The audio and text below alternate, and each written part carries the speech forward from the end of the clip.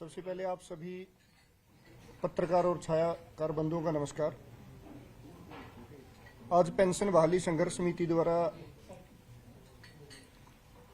हरियाणा प्रदेश में 2006 के बाद लगे जितने भी कर्मचारी और अधिकारी हैं उनके लिए हमारा 2018 से जो संघर्ष लगातार जारी है और उसी संघर्ष को आगे बढ़ाते हुए 19 फरवरी को मुख्यमंत्री आवास घेराव कार्यक्रम हमने रखा है और उसमें हमारा उद्देश्य केवल एकमात्र है कि हरियाणा प्रदेश के कर्मचारियों की सामाजिक सुरक्षा पुरानी पेंशन नीति को बहाल किया जाए। जिस प्रकार राजस्थान, छत्तीसगढ़, झारखंड, पंजाब और हिमाचल प्रदेश के अंदर अभी अभी पुरानी पेंशन नीति बहाल हुई है, वहां भी लगातार हमारा संघर्ष जारी था। वहां भी हमने वहां की सरकारों के साथ संघर्ष किया और उन सरकारों ने हमारे संघर्ष का और कर्मचारियों की 30 से 35 साल की सेवा का सम्मान करते हुए पुरानी पेंशन नीति को बहाल किया। अब हरियाणा प्रदेश में भी हमारी मूवमेंट अब और तेजी पकड़ रही है और हरियाणा प्रदेश का तमाम विभागों का कर्मचारी और अधिकारी पेंशन बहाली संघर्ष समिति के साथ और साथ साथ जितने भी कर्मचारी संगठन है, तमाम कर्मचारी संगठनों का भी पेंशन बहाली संघर्ष समिति को समर्थन है। इसके साथ साथ हमारे जितने सामाजिक संगठन हैं उनका भी हमें समर्थन लगातार मिल रहा है। उनका समर्थन इसलिए मिल रहा है क्योंकि सरकारी सेवा में केवल गरीब मजदूर, किसान और छोटे दुकानदार के बच्चे ही आते हैं 15 से 20 साल कठिन मेहनत करने के बाद, और उनको पेंशन का प्रावधान सरकार द्वारा खत्म कर दिया गया। जो उनके बुढ़ापे की लाठी थी और जो उनके सम्मान, जो उनका जीवन स्तर सेवा काल के दौरान था, बुढ़ापे में भी उस जीवन स्तर को बनाए रखने के लिए लागू की गई थी, संविधान द्वारा अधिकार था। लेकिन हमारे नीतिकर्ताओं ने अपने लिए तो 3-3, 4-4 पेंशनों का प्रावधान रख लिया और कर्मचारी जो एक गरीब परिवार से, मध्यम वर्गीय परिवार से आता है, उनके लिए पेंशन का प्रावधान 2004 में छीन लिया गया।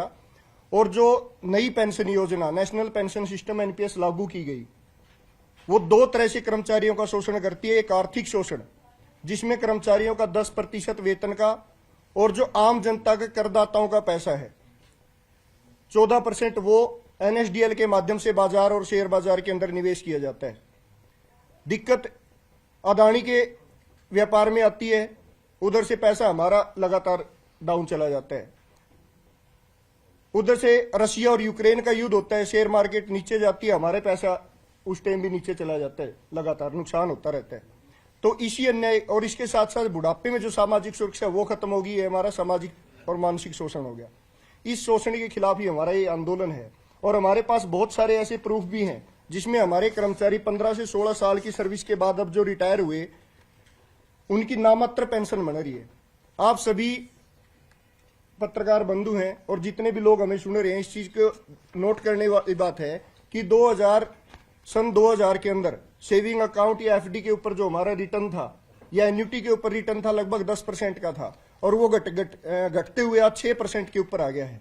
और ये जो पेंशन पॉलिसी हमें रिटायरमेंट के बाद खरीद कर दी जाती है हमारे पैसे की, उसका भी रिटर्न आज लगभग 6%। और जो हमारे कर्मचारी रिटायर हो रहे हैं, ये रामरूप जी एसडीओ के पद से रिटायर हुए 16 साल की सर्विस के बाद, 9.5 लाख रुपए इनका लगभग एनएसडीएल में रख लिया गया 40%, और उस पे पेंशन बनी है इनकी 5,008 रुपए।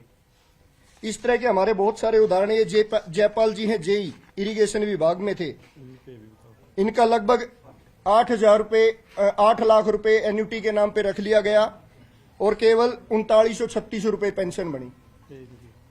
और अगर इनकी सैलरी की बात करें, लगभग 60 से 70 हजार रुपए बेसिक की अभी ले रहे थे, 60-70 हजार से इनको 3,000 रुपए खड़ा कर दिया। और अगर हम 4th क्लास कर्मचारी की बात करते हैं या सी ग्रुप के कर्मचारी की बात करते हैं तो उनका भी हमारे पास उदाहरण है कि 1600 रुपए 1997 में ये कॉन्ट्रेक्चुअल बेस पर लगे थे, पार्ट टाइम बेस पर। 2006 में इनको रेगुलर कर दिया गया और जब ये रिटायर हुए 2020 में तो 1677 रुपए केवल पेंशन बनी। और मुख्यमंत्री जी कहते हैं, अभी उनका आप सभी पत्रकार बंधुओं ने उस बयान को भी सुना होगा कि भाई अगर पेंशन बहाल कर दी गई तो 2030 तक ही देश दिवालिया हो जाएगा। और उन्होंने इस बात का आधार बनाया एक व्हाट्सएप ग्रुप के मैसेज को। मुख्यमंत्री जी के पास वित्त विभाग भी है, हम माननीय मुख्यमंत्री जी का सम्मान करते हैं, वो एक संवैधानिक पद पर हैं, हमारे प्रदेश के मुखिया हैं। और अगर वो इस तरह के व्हाट्सएप ग्रुप के मैसेज के ऊपर अपनी बयानबाजी करते हैं, आधारहीन बयानबाजी है जिनका कोई तर्क नहीं है, जिसका कोई तथ्य नहीं है, तो ये ना केवल उनके सम्मान को बल्कि सीएम पद की गरिमा को भी कम करने का काम करता है। मुख्यमंत्री जी को मैं आपके माध्यम से बता देना चाहता हूं कि हमारे अभी तो केवल 2% कर्मचारी रिटायर हो रहे हैं और 2030 तक भी हमारे 2 से 3% ही कर्मचारी रिटायर होंगे एनपीएस वाले। ज्यादा कर्मचारी तो हमारा 2035 के बाद रिटायर होने वाला है और पेंशन हमेशा रिटायरमेंट के बाद मिलती है। तो मुख्यमंत्री जी ने किस आधार पर बता दिया कि कर्मचारी रिटायर नहीं हुआ और रिटायर होने से पहले देश और प्रदेश दिवालिया हो गया।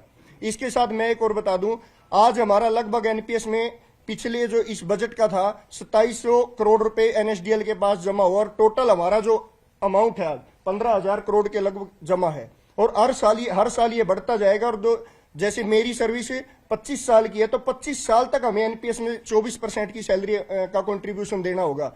और जब हम रिटायर होते हैं हमारे यहां एक कर्मचारी औसतन 8 से 10 साल तक ही पेंशन लेता है। अब आप ये बताएं मुख्यमंत्री जी कि 8 से 10 साल तक एक कर्मचारी को पेंशन देना उचित है या उसको 25 से 30 साल जब तक वो सर्विस करता है तब तक बाजार में उसके पैसे को निवेश करना उचित है। तो इस बाजार आधारित नीति के खिलाफ हमारा आंदोलन है।